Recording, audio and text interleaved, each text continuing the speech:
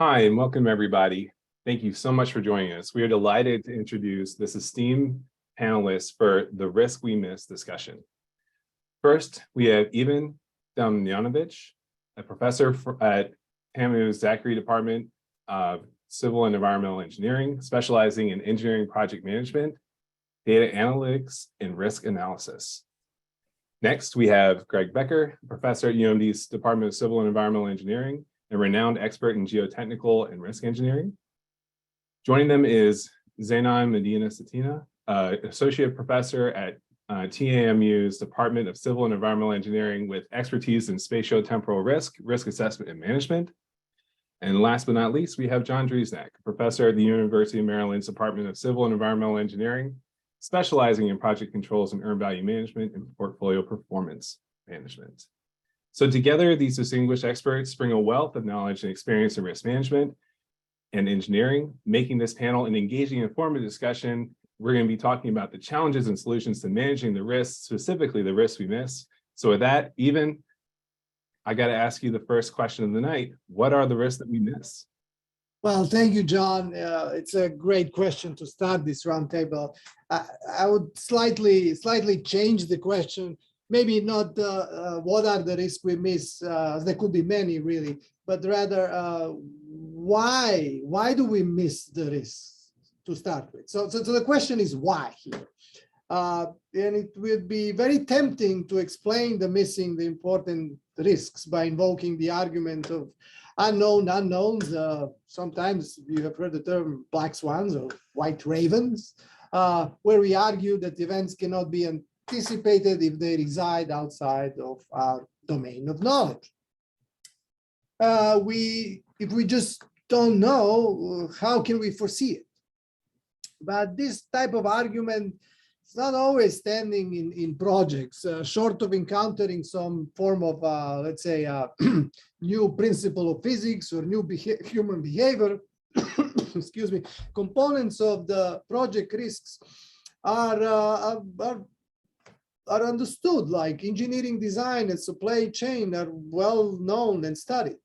Sure. The unknown arguments for missing those risks sometimes end up as a convenient way of redirecting the attention, or to be honest, sometimes redirecting the responsibility.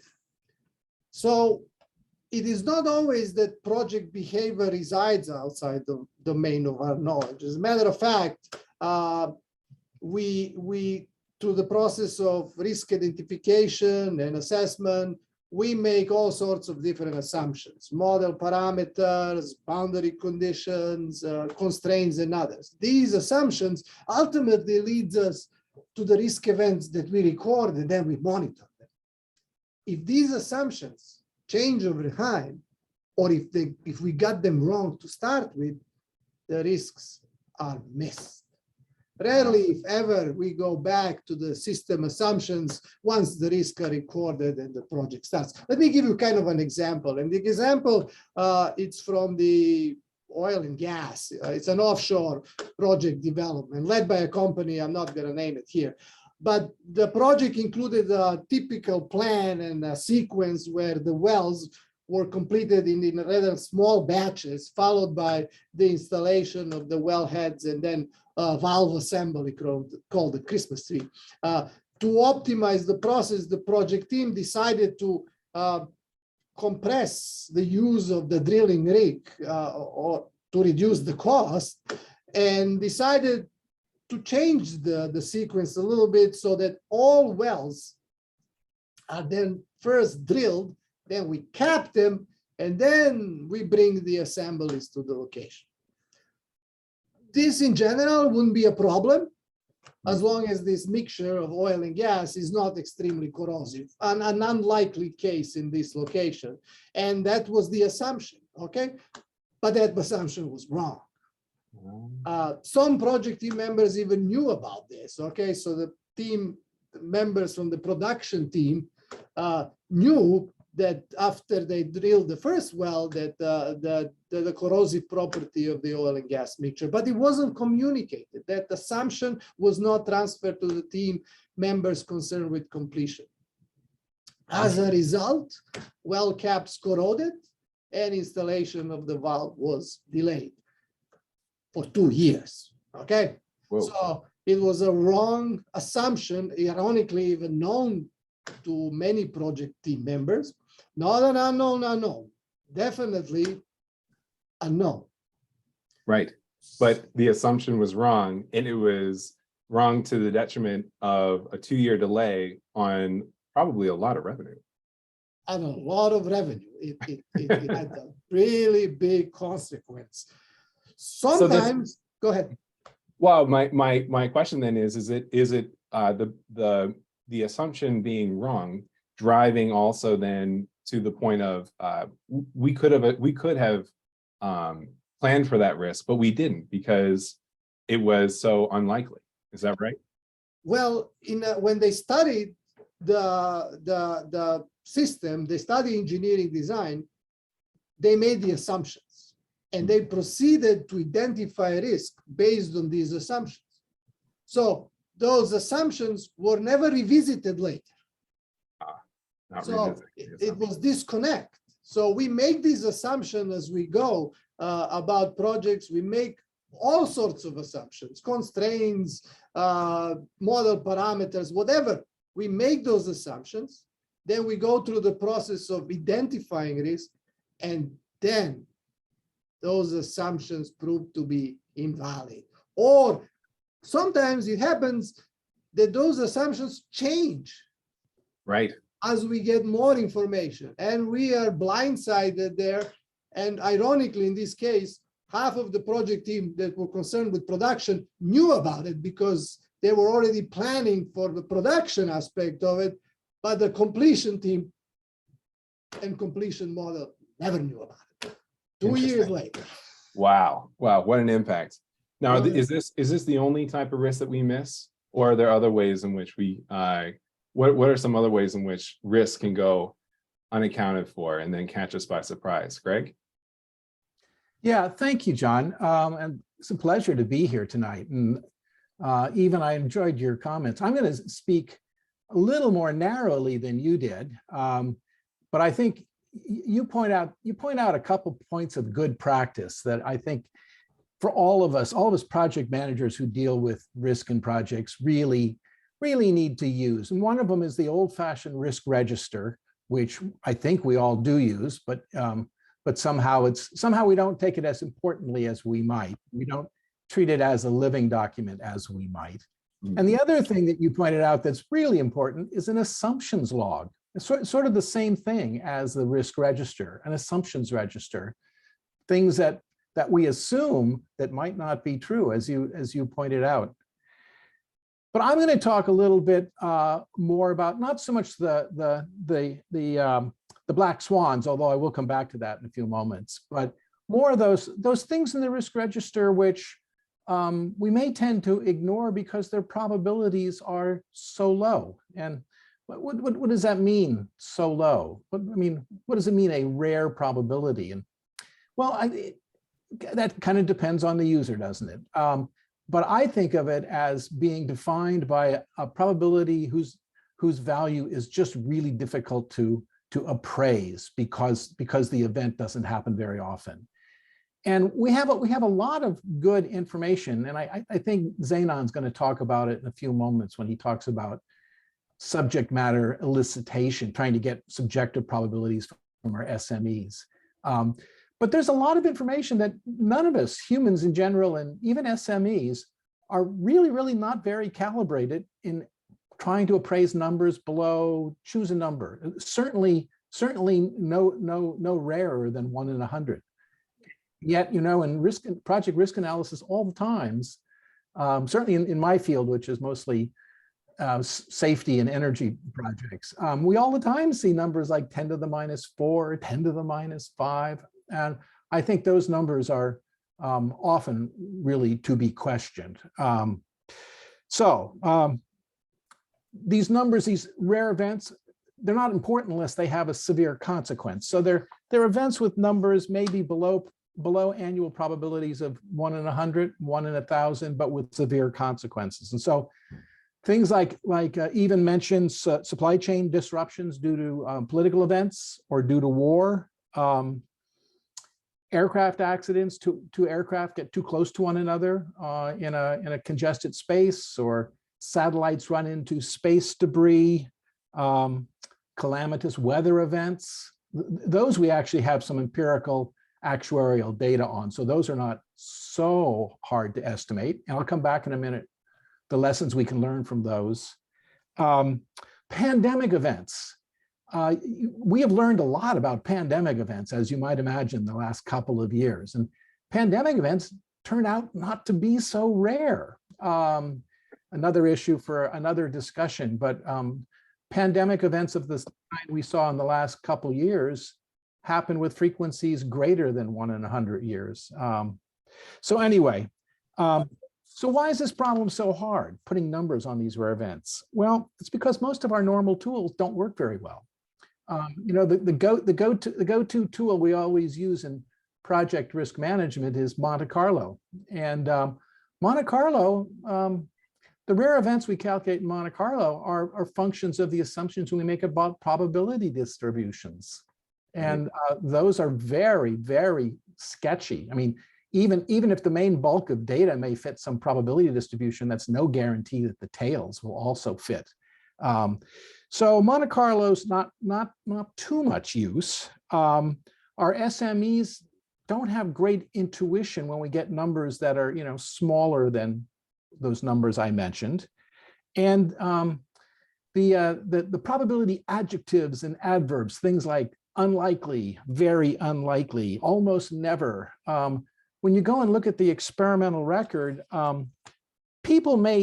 individuals may be reasonably consistent with the way they use those adjectives, but they vary a lot from one person to the other. I mean, by tens and tens of percent for the same term. So those are not very useful.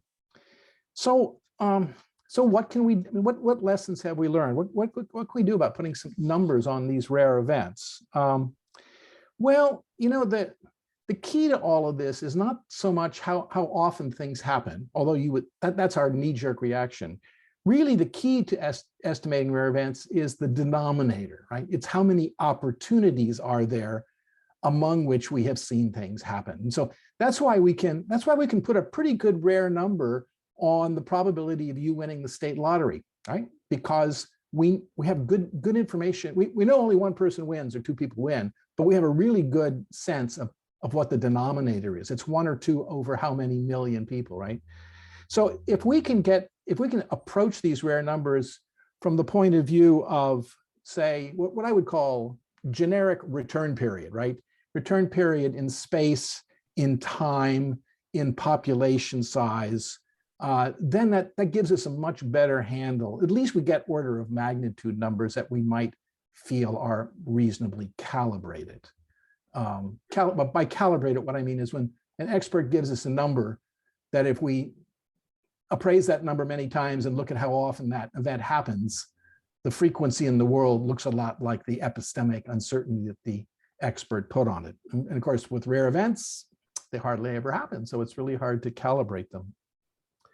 So the other way that we can do this is by breaking down the events into models, right? And that's our standard fallback. And we use probabilistic risk assessment, fault trees, event trees, simulation, and to try to make estimates of probabilities that are much, much larger than rare events.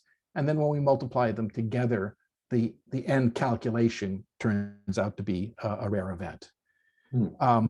Or we can use precursors, right? We can look at things like, in the nuclear business, we look at how often we have human errors in instrument controls and stuff. And not every human error leads to a serious accident. But if we have some sense of how often those human errors occur, and then we can look at the conditional probabilities, right? Given the small set of precursors, what is the conditional probability? And then we can kind of create a chain of numbers that we can multiply together. So this is a difficult problem. It is by no means solved. I will, in anticipation of Zainan's remarks, which I'm looking forward to, I will remind everybody of our of our Bayesian fallbacks, which is the official term is called Laplace's law of succession, but I think of it as Laplace's rule of black swans, which says if you haven't seen a certain unusual or perhaps unidentified rare event in many instances, then as a first guess at its probability on the next project is 1 over n+2, where n is the number of projects where it didn't occur. You can imagine that that has been very controversial over the last 200 years of its existence, but it gives you at least a first benchmark to start doing your calculations. So I've spoken too long, Zenon, I'm sorry for holding you up, but I will turn it over to you. Thanks, Greg, and thanks, everyone. Well, I'll pick up on a couple of ideas that Ivan and Greg mentioned already. And I think this can be summarized by my former master's advisor, Professor Gabriele Vinet. He taught me and all members of his group that whenever you have a large amount of data, you need to do outstanding statistics. And whenever you have a limited amount of data, you need to do beautiful probability. So our tendency when we don't have data is to create these models and try to set up formulations of these models, mathematical models, so that we can represent knowledge. Knowledge can vary from asking one individual to another individual, and that's when we're interested about acquiring knowledge from individuals in the absence of physical evidence or observations. So that knowledge can vary, and if we could set a mathematical model to represent how much one expert knows with respect to another expert, then we can see different variations. So let's say that if we could represent knowledge using a probability distribution, let's say a Gaussian distribution, and if all experts will have a Gaussian distribution, then we will see that their positions will change and the uncertainty on what they know might change. So that leads me to a concept that I like to pay attention when talking to experts and trying to acquire what they know about a particular process, trying to create this elicitation process that will give us likely states of risk that we might be missing, which is trends. Statistically, we can relate the definition of a trend to the definition of a pattern or a mean of a process that might be changing in space or time. So identifying what these trends are in the way experts think can be developed or acquired or formulated through different mechanisms. So that's one major buzzword for me. So are all experts in the room when we're trying to approach a problem or trying to identify what potential consequences we might have from something we might miss in the formulation of definition of a problem or definition of the components of a system?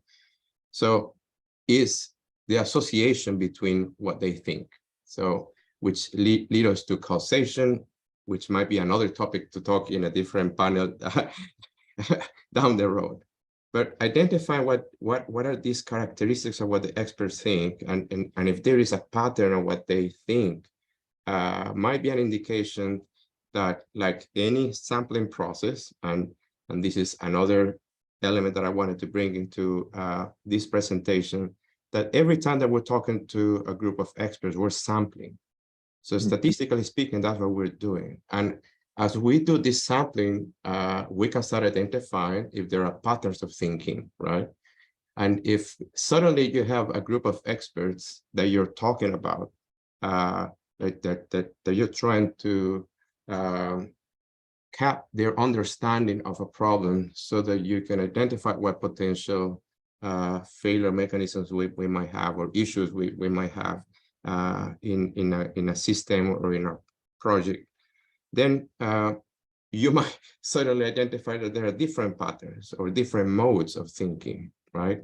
And that is what can lead you to identifying these potential failure mechanisms in a physical problem or in a project. Now, the only way for you to fully identify those is sampling the whole universe of experts, right? But that's something that is not achievable, not realistic. And I think that's what is going to lead to, let's talk about it, because how do we find those experts? Do we find those experts that are closer to the light, right? Where they're looking at a problem, or should we identify experts that are looking somewhere away from the light is? And that's what I think John is going to talk about now, right? So, Yeah, a little bit. I think I'm going to try to, the thing that I like to do, and I've learned is in Greg, you talked about modeling a little bit. And so I want to tell a little story. I had the opportunity to do a schedule risk analysis, which I really like schedule risk analysis.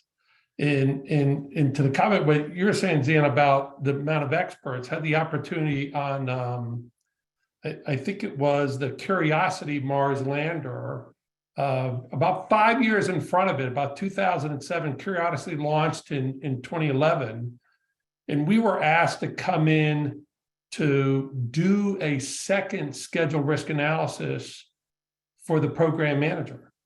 Because in the launching of the Mars landers, it's an interesting schedule problem, right? You have, I think it's around 22 days or something. You can't launch too early and you can't launch too late. You have this very narrow window. So he's 5 years out on the program.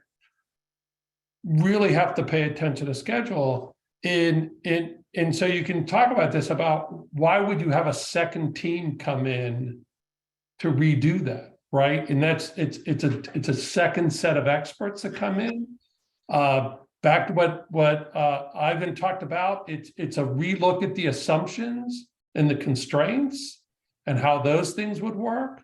And what was interesting that came out of that assessment was it looked pretty good. They had a high confidence level. They had a lot of buffering in their schedule over time.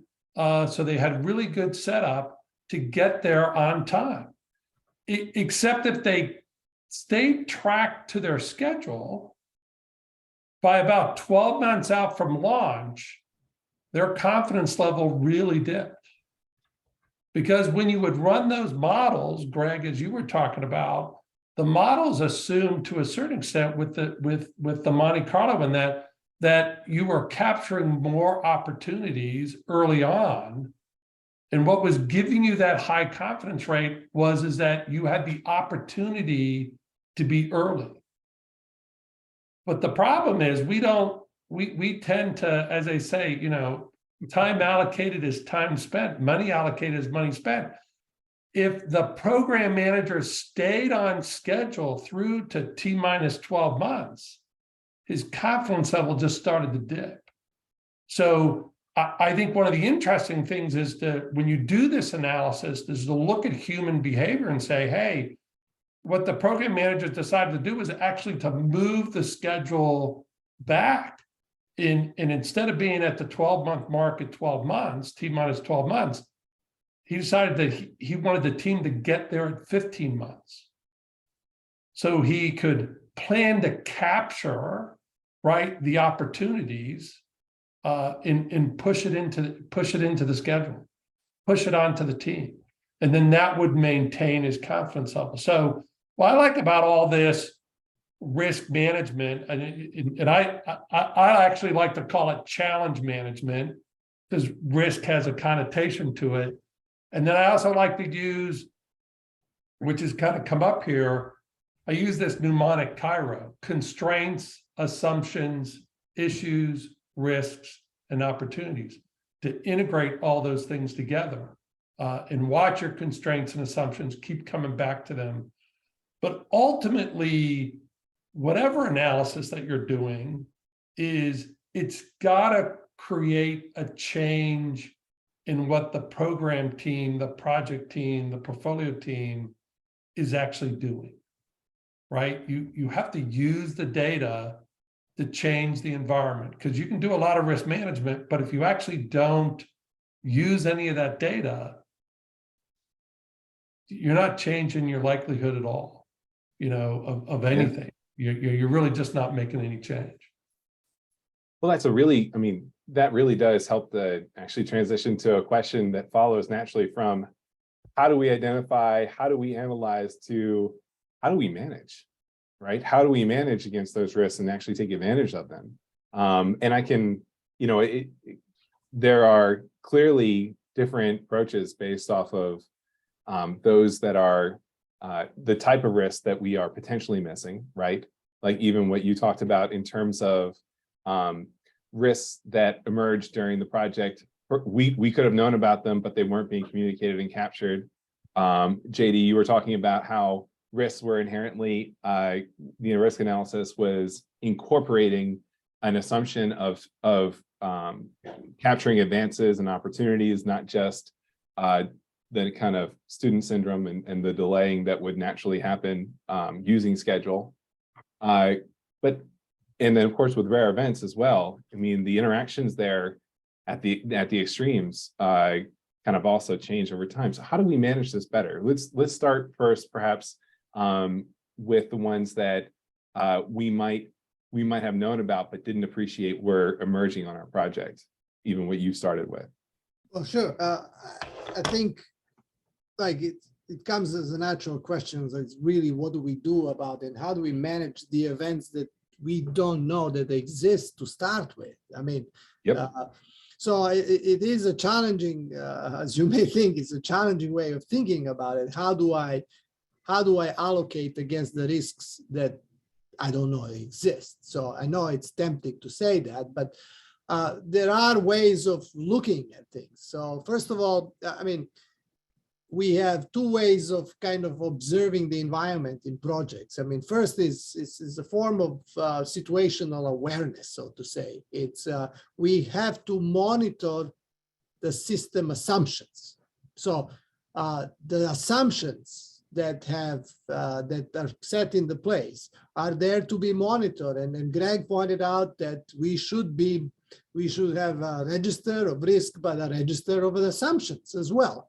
And those assumptions, we should install the systems or develop systems that can provide us an early warning whether this assumption is valid or not. And if it becomes less valid, we should be thinking about the ways, how do we actually now run the analysis again? Because we have to go back to seeing what, if the assumptions are not valid, what sort of risks could be emerging, okay?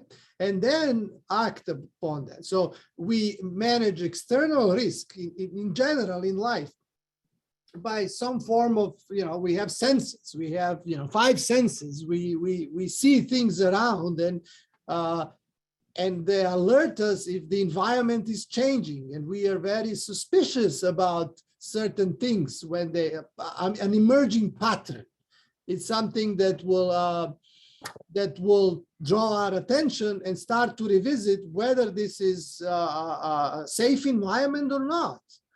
So that's one way of looking at the external environment, and external assumptions, sort of say assumptions associated with external systems, or internally.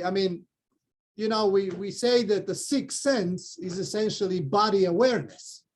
That has been recently being introduced as a sixth sense. Right.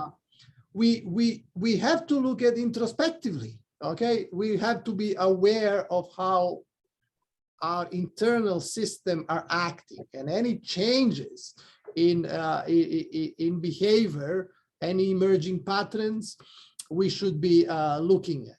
There is an emerging field of early warning systems based on the general concept of critical slowing down that have proven to be, at least conceptually, very useful to to trying to identify transiency in behavior, changing in this, transiency in the assumptions. And those methods are sometimes hard to implement on all the things which you want to monitor, but sometimes they prove to be quite useful. So can I get it by talking to my projects, my project team, to my leads, and getting a sense of how they're feeling about the project as well? And is that absolutely, absolutely, like indicating me, I need to go revisit my assumptions? Because yes. we're sensing tension. We're Yeah. feeling stressed about lead times, but everything says that it's fine. Yet the reality is that we're internally feeling the pressures. The internally, and you will see certain things happening. You will see increase in variance. You will see autocorrelation. Things like if you are monitoring for those parameters, Sure, yeah. those are the sign that something is happening. The system is not in the same control it was before. System is not in the same control. And of course, these all concepts, you can tie into this to, Six Sigma or whatever.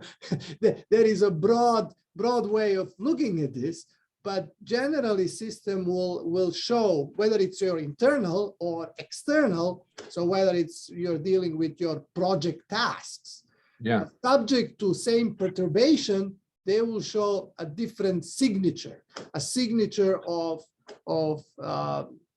change in the assumptions. So that sounds a little bit like, Zenon, what you were talking about with changing modes of thinking with experts as well on these rare events, right? That we can start to see trends over time in terms of how the experts are thinking differently or maybe forming different modes. Is that correct?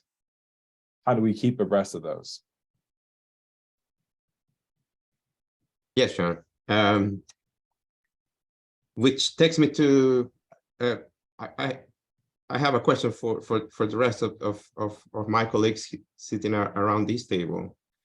So when we're faced with these issues, there's always a voice that is louder than the others, and also the demographics in the room.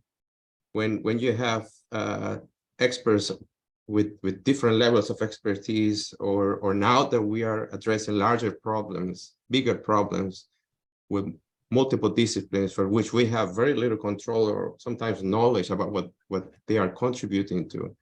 So how do you manage that? I mean, when you need to do expert elicitation from topics where you're not the expert, and where you're trusting in the response of somebody that is responsible for providing an opinion, that when you plug it into a larger context of solving a problem, you strongly rely on it.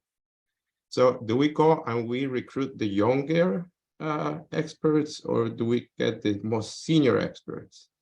Do we need to balance the way in which younger and senior experts think so that we can retrieve the most recent knowledge that has been acquired by the younger experts, or do we get the most senior experts always? So this is about the demographics, because then we have louder voices that when we start looking at potential impacts of decision-making involving a project or a problem, then this might deviate the natural response of a system, talking about a group of experts trying to come up with a conclusion or estimates about a problem that is not what is expected. So what do you think about that issue of demographics and multidisciplinarity when you're dealing with a complex system? Yeah, if I can chime in on that, I think this goes to the importance of, often I'll run into a program office where there's a centralized risk list. There's a centralized risk process going on. There's a risk manager who's running. They're responsible for the risks. And a method. In the method and everything else. And I'd like to say that the risk manager should never be responsible for any risk. They should be responsible for the process, maybe, but the risks ought to be owned by the teams that are going to be affected by them. And so this is why I think team dynamics in, building product teams, project to process teams, whatever your team structure is, and to push that down to the lowest level and then to have cross peer discussions, you know, I'm connected to you. How am I affecting you? How are you affecting me? We're connected over with Greg, and then John's going to come along, and then Ivan's going to come in later. And it's the transparency and everybody looking at each other. And so that's the, I think the empowerment human side of the process.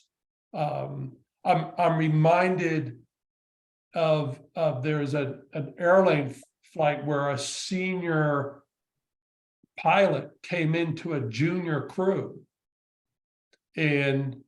but coming onto a new aircraft, and they literally crashed the airplane. And when you listen to the discussion, you could tell in the voice box that the junior pilots knew there was a problem, but they would not dare culturally challenge the senior pilot, even though the senior pilot was the junior relative to experience. So we need a methodology that can Right. facilitate the exchange. You know, Yeah. let me pick up on that, Zainon, and let me draw a parallel to something I know you know very well, which is the Nuclear Regulatory Commission's SHAC process. And that is the NRC many years ago, almost 30 years ago now, came up with a problem in trying to appraise the seismic hazard at nuclear sites, nuclear power plant sites. And as you might imagine, senior seismologists and earthquake engineers can be very arrogant, as I guess all senior experts can be. And so the NRC put together a group of very well-known probability and decision theoretic experts, and came up with this process, the Senior Seismic Hazard Advisory Committee process. And you know what? It's okay, but it sure hasn't solved the problem. I mean, we still see exactly, Zainon, what you were saying, and John, what you were saying. You know, the 500-pound gorilla in the room who, you know, is convinced that, it's usually a he, by the way, that's for Kathy's benefit, but he's convinced he's right, and the other 500-pound gorillas are all wrong. And I think that's very much a question that is outstanding. I mean, we haven't solved it at all, and it's one. I think a new young person coming into this field, that would be a great place to start doing some really worthwhile research. But let me complement that with something else. Complement in the sense of complete, and that is, there are industries in this world, like the insurance industry and the reinsurance business and the cat bond people, who are in the business of, and with maybe better tools and more information than many of us engineers have, of assigning low rare probabilities to things when there's money at stake. And we not every risk is transferable, not every risk is insurable, but that is a resource that I think we in the project management area don't make use of enough. Definitely. Even it looks like you were ready to jump in there. Yeah, I was just kind of to follow up on Greg's opinion and Zenon and John's. Talking about the risk management and this dynamics of the team and between the people and elicitation process, it comes out that for most part, our priority is set to the one risk, and that's the risk to your own career. And that's the, if it was a priority pyramid in terms of what comes on the top, it's that risk. And all the other risks are subjected to that risk. And if the other are aligned, if there is an incentive alignment between that risk, then becomes an actionable risk. But there are some cases when there is not alignment. So there is where your personal risks are different than corporate risk or engineering risk, and then what happens is, you know, you turn your head the other way. And there are ample, there's so many examples of this. And tying back to why do we miss risks? We miss risk by consciously or even subconsciously turning your head the other way. Examples are, again, a lot of examples. If a project needs to be programmed to the next budget cycle, of course, if in best interest is for your project to make it, you look the other way. You have the situations. This is personal experience with some of the agencies that we deal with. If the project is to be let within the specific deadline, any delay in letting is considered as your own personal incompetence. Therefore, the risk of you having a delayed project for letting is higher than the risk of change orders that will come later. So this concept of seniority and these pilots, at that point of time, their risk to their own career and their potentially cultural risk were overwhelmingly higher than the risk that they perceive that the plane was in. So it's a challenging topic, though, a very interesting topic.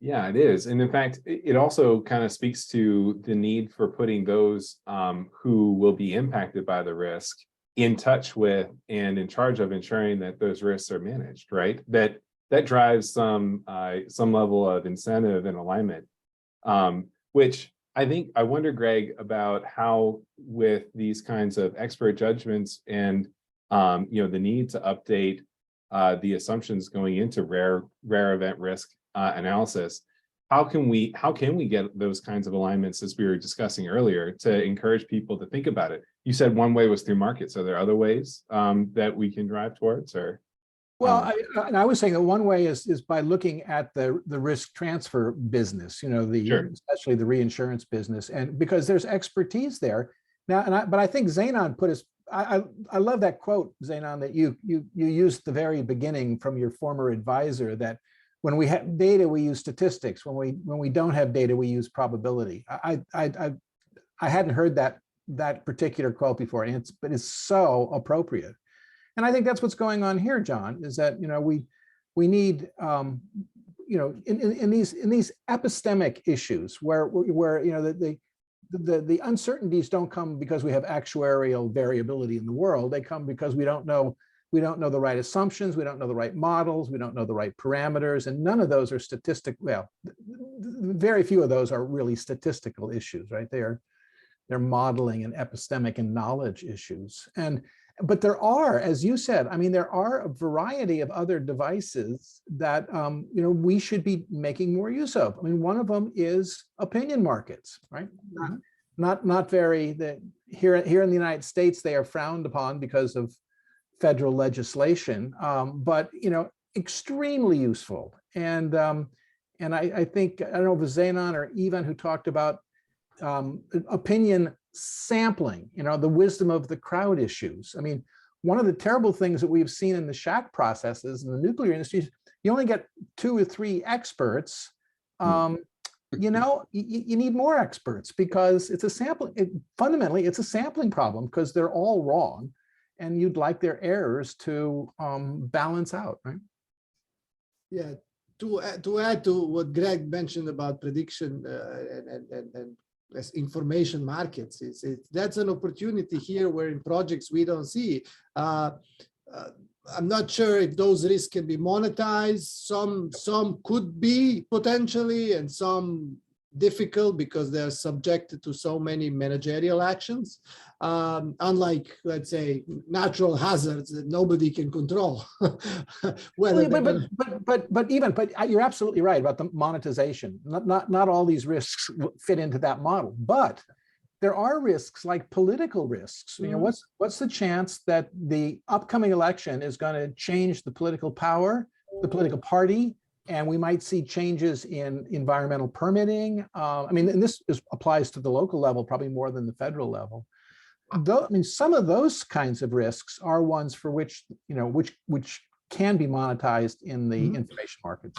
I think, yes, I think even beyond that, there are some even technical risks that could be monetized because, we as an engineers tend to be more of a wage labor, so to say, than user knowledge to monetize some of these risks. I believe that future will bring expansion of information markets and some ways, innovative ways of monetizing risk, these low probability, high impact risk that we want to assess through some other means than just talking to a very small sample.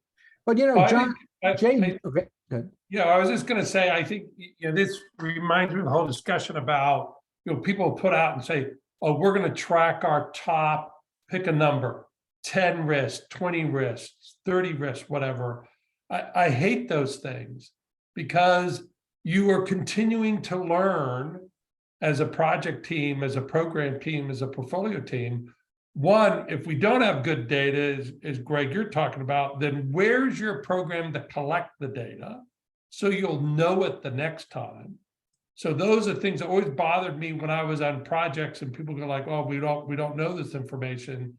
And I'm like, well, what are we collecting to gather the information? Yeah. Right? So we have better Good. information. And then Excellent second, point. why are we continuing to expand the challenge register, the risk register, that we have, and what do we want to consider? I have this thing about saying, you qualify all, you quantify some.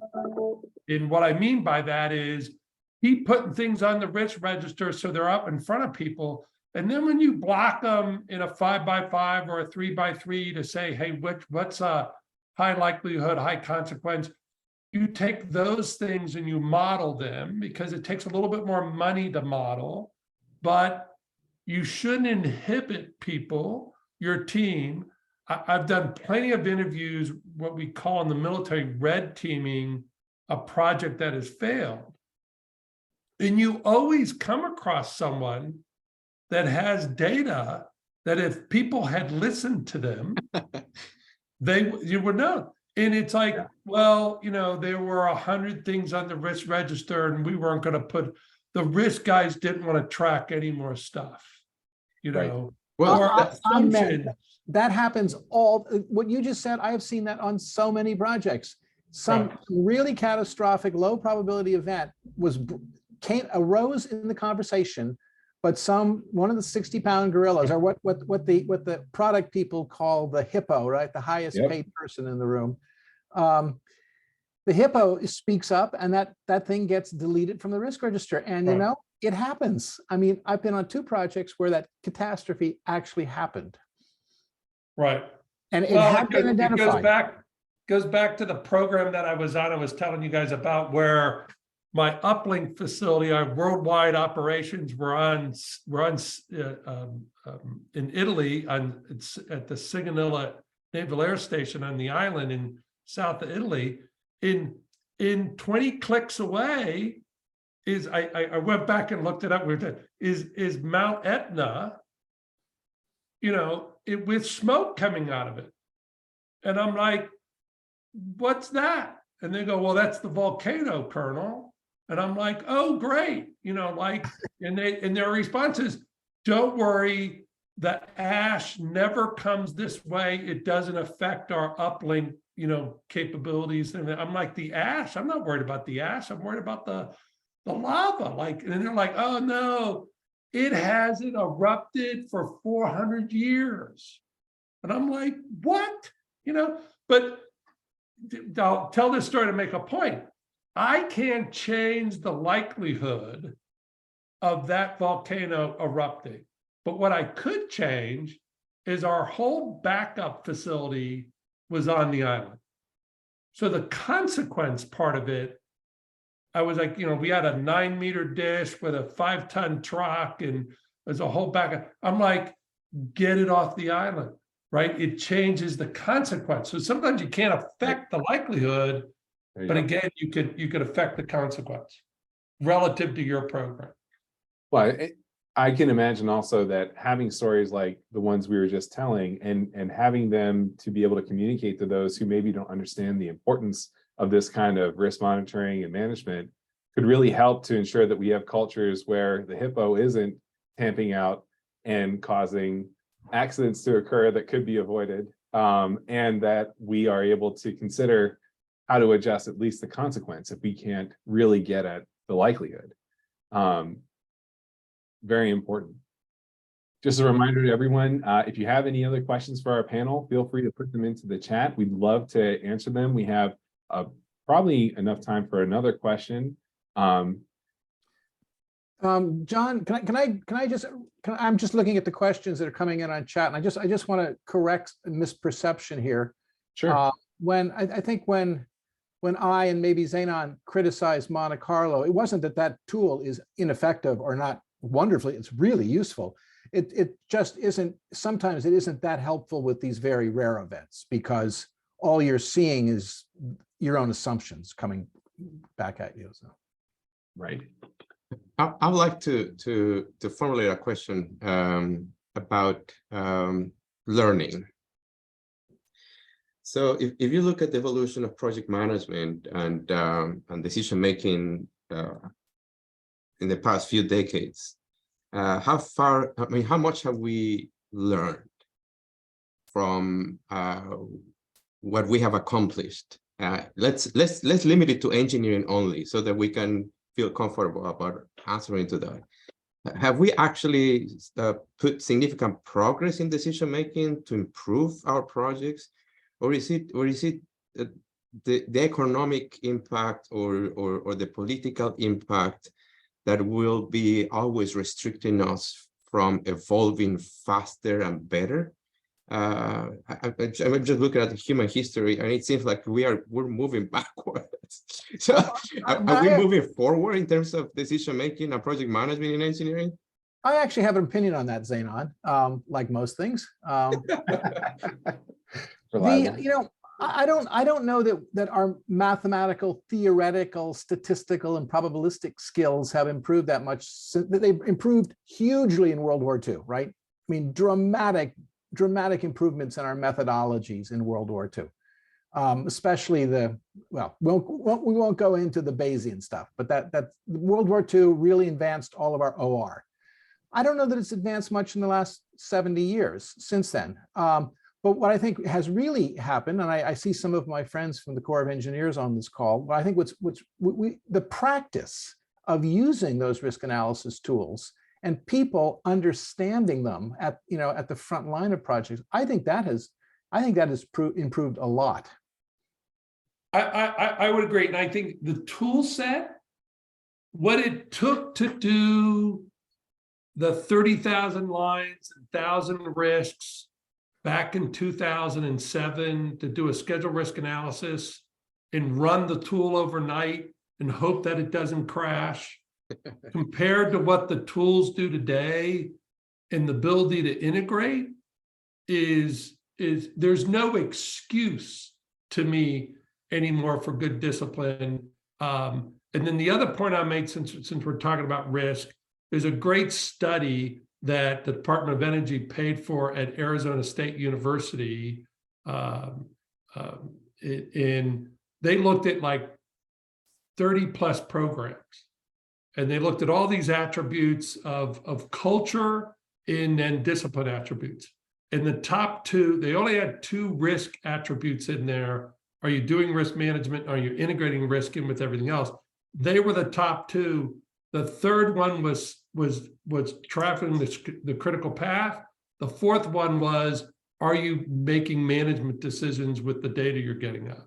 You know, and the interesting part was you could have low quality discipline in your process in low quality culture, or you could have high quality discipline and high quality culture, or high quality low quality discipline or high quality culture, but no one was in high quality discipline and low culture, right? If you don't have the right culture to use these tools, you're never going to have good processes. because the processes will just get eaten, as they say, get eaten for lunch by the poor culture of the organization. Got it. That just screams to me the Jim Collins message of you have to hire disciplined people and put them in charge. You can't, you have to, culture is let in the front door. You got to make sure that you have people who believe in and want to be disciplined. Absolutely. Absolutely. Well, and even there's a great question here to piggyback a little bit on what you had said earlier, and this is maybe getting at new ways in which we can approach risk with new tools, as Zanon asked, and are we getting better? Which is, if we were to leverage ML and maybe some NLP techniques to sense the conversations that are going on in our project and get a feeling through sentiment analysis about an early warning detection system that our assumptions maybe have adjusted. Are those things that we see coming to light, at least in research, if not in practice? We see some, and I think here is important to fully understand what is the role of machine learning. I mean, end-to-end sort of machine learning will never be applicable within the project, because project cost money and there is a lot of money online, and every decision in some ways have to be justified. So you just cannot come up with something and assume the algorithm detected the pattern that will cause something without you being able to justify it. So people that are older than me used to say that there has been a lot of neural networks back in 1970s, followed by expert system back in 90s. And we kind of came back to the same cycle, of course, with a better technology and better capacity. I think we will use the machine learning in a way that will identify problems that then we can further investigate ourselves. And I think that's the way we, in my opinion, we can use these algorithms that help us detect the pattern, because changing pattern is a sign of transiency and emergence of new risks. Excellent. Well, I want to take this moment now at the hour just to let everyone know who's joined us that after today, we do plan to have a follow-up discussion just like the one that we've had so far, and that and before anyone starts to drop, because maybe they plan for just the hour, we want to let you know that on May 3rd, we're going to be having an expert panel talking about agile in non-software industries, an expert panel on product versus project-driven industries and the different ways in which we can start to apply those other new ways of working, especially with value being the focus. In addition, we have the next gen project management, even, would you like to talk just for those who are in Houston, Texas A&M, in collaboration with the Project Production Institute, is organizing a course in project production methods, and this is a course that is followed up by more advanced courses. So it's like a certificate program. So if you are interested in this, there is a lot of system viewpoint, kind of like a method that integrates much of what we have talked about it from a system point of view and production. Yeah, very interesting. PPI is a fantastic, interesting approach to managing projects. And I think it's fantastic for people to learn about that.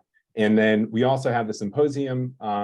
Just as a reminder, you can still register now, regular rates through March 31st. It's on April 20th and 21st. You can go in person both days, hybrid, pick a day to show, and a pick a day to be online, or of course you can also be online. We've managed that so that everyone can be there. So with that, I'd like to give all of our panelists an opportunity to kind of share some final thoughts, and then we'll wrap for today. So let me go ahead and I will start with John and then go to Zanon, then Greg, then Ethan. Go in reverse order. Yeah, my last statement will just be whatever you're doing, is you have to use the data. The teams that are working on risk management or challenge management writing down the assumptions, the constraints, the issues, the risks, the opportunities, all those things, they have to see that it's actually being used. And that is very important to the program team, the empowerment, and then you'll get people participating in the process. Everybody needs to be in this process. Over. Excellent. Zayna? Probably my closer remark will be expert elicitation is about sampling knowledge, and it follows the same basic principles of fundamental statistics. And whenever you get in trouble getting a trend because you have multiple trends, then that means that you're increasing the complexity on the problem you're trying to solve.